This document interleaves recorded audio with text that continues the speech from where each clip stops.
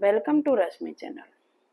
આજના વિડીયોમાં આપણે જોઈશું કે બાળકને ગોળ મટોળ બનાવવા માટે 5 ખોરાક જરૂરથી ખવડાવો.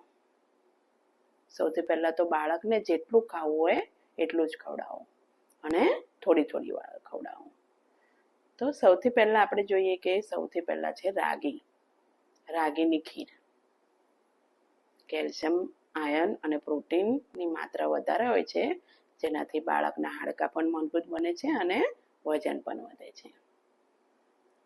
બીજો ખોરાક છે ખીચડી.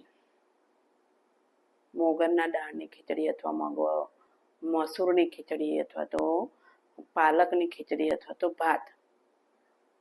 આ કોઈ પણ વસ્તુ ઢીલી બનાવી અને ઘી નાખી અને બાળકને ખવડાવવી જોઈએ, જે નરમ પણ હોય અને પચવામાં પણ સહેલી હોય છે અને બેબીને વધુ પ્રમાણમાં કેલરી એમાંથી મળી શકે છે.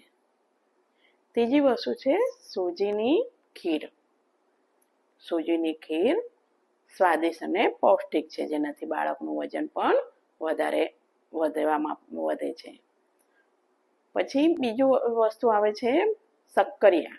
તો શક્કરિયા મીઠા પણ હોય છે, એની અંદર વિટામિન્સ ભરપૂર પ્રમાણમાં હોય છે અને તેનાથી વજન પણ વધે છે.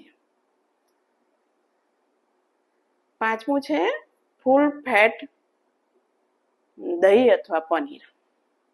એની અંદર પણ કેલ્શિયમ અને પ્રોટીન વધુ પ્રમાણમાં હોય છે, તેનાથી હાડકાં મજબૂત થાય છે અને બાળકને વજન વધવામાં પણ મદદરૂપ થાય છે.